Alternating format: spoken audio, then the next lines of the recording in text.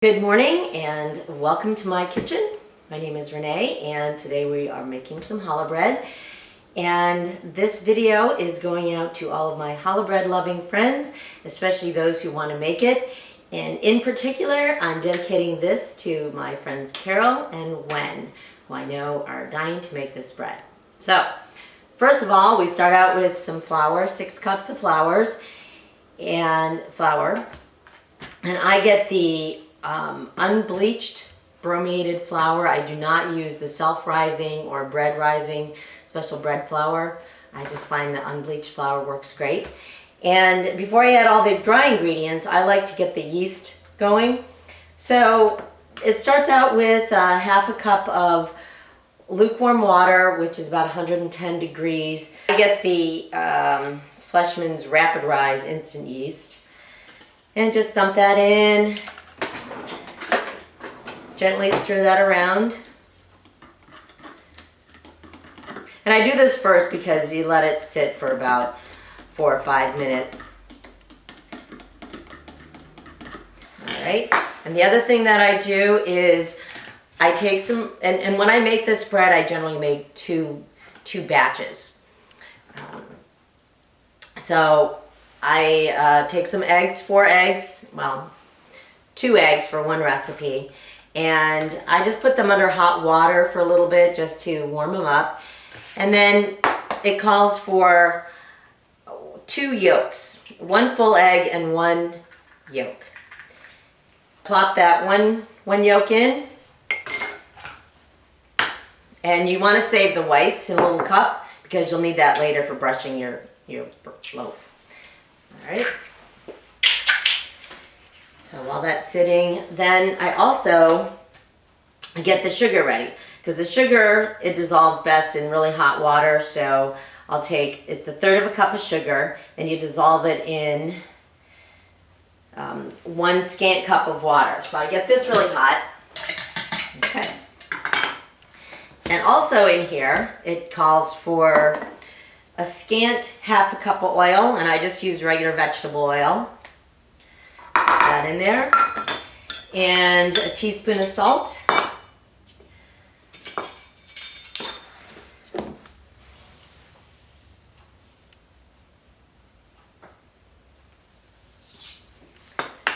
okay, start to mix that up.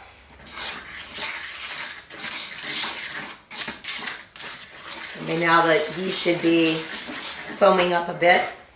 All right, so this is what it should look like. I mean, it'll be foamy, you can tell. It usually takes 3 or 4 minutes, maybe 5. So that's why I do it kind of in the beginning, so while I'm doing the dry ingredients, the yeast has its chance to do its thing.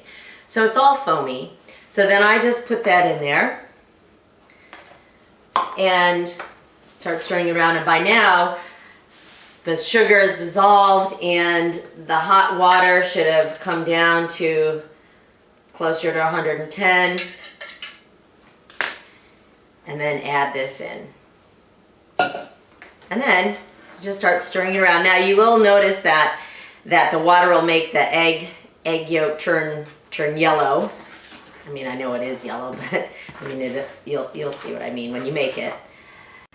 And then I like having a big bowl, and I just stir it in the bowl. From start to finish, generally allow about 4 hours. That out of the way. So then I put it on a hard surface and I just start kind of making it into a ball.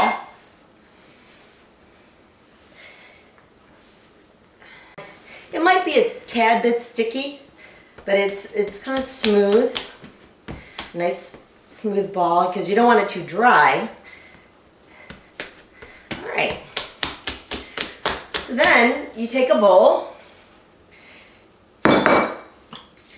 And I just spray it. Now, if you don't have the spray oil, I just put a little dab of oil and just move it all around in the bowl. But I find the spray works out nice. Put it in here. And you just want to coat it with the oil. Keeps it from drying out. Then what I do is take some saran wrap and I spray one side with a little bit of oil. And you have plenty of room to rise. This is a really nice size bowl to use. And then I take a very lightweight towel to wrap it around it. And then you put it in a warmer place in your house. And it takes about 45 minutes, sometimes an hour, it depends. And then stay tuned for the next part when we punch it down and actually make the bread. Okay. So here's what it'll look like when it's risen. And take this off. You can see it's about twice the size or more, and it's a little airy. And I made 2 batches because that way I'll make like 5 loaves. All right. So here's what I do. Now I want to make 5 loaves. So I made 2 batches. Generally 1 batch you can make 3 small loaves if you do 3-stranded braid. But I like to do 2 batches, then I make 5 loaves that are a little bit bigger with I'll do 4 strands. So again, you want to be kind of gentle. You just sort of gently roll it, and I always just roll it towards me.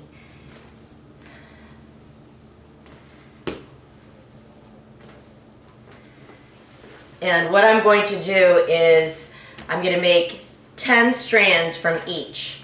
So I stretch it out, gently roll it, and you'll be getting some of the air out. That's what you're doing. A sharp knife. So what I tend to do is cut it in half, and then I'm going to cut each of these into 5 somewhat equal. Okay, so you have somewhat equal parts, and you just make snakes. And again, you just roll it, and you're rolling it to stretch it out, but you're also getting some of these air bubbles out. But you want to do it gently.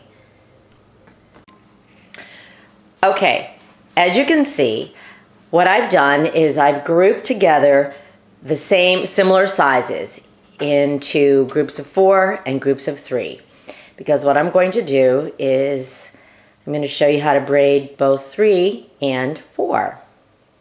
But that's what I do first when I'm doing this. I make all my strands, and then I group together the ones that will be the bread. Okay. What you want to do is just pinch the end like so, and then you have the one in the middle, and the one in the middle I keep that kind of on the top. And then I just do like I would be braiding hair.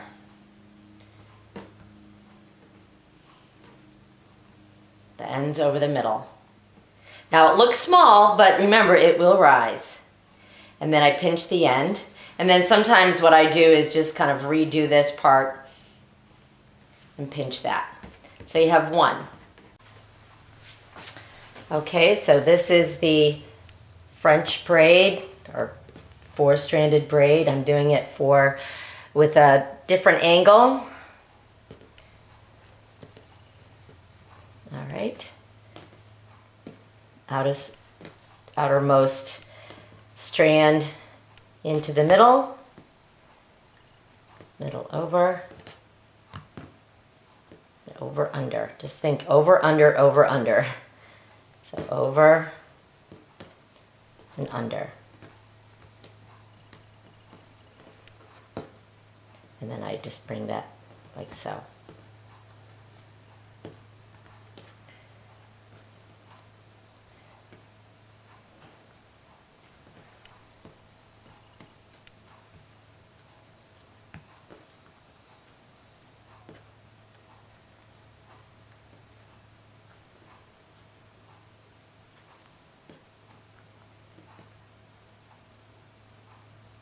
I just pinch the ends together, and then I restructure this a little bit,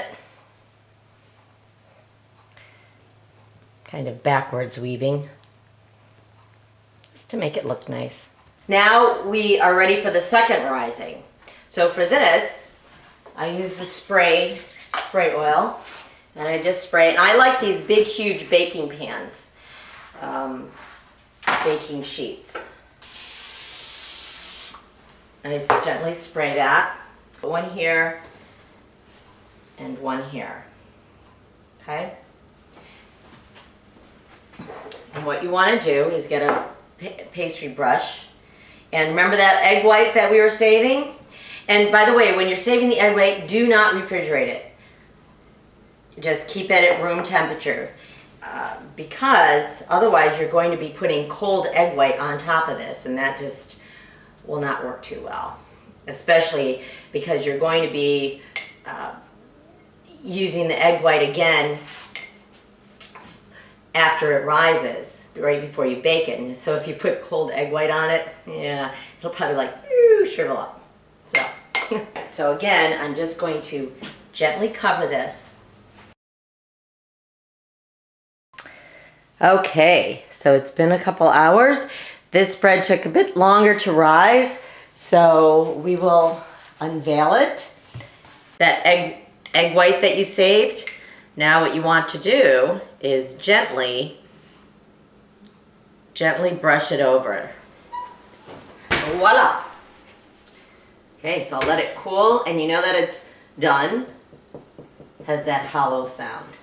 So, there you go.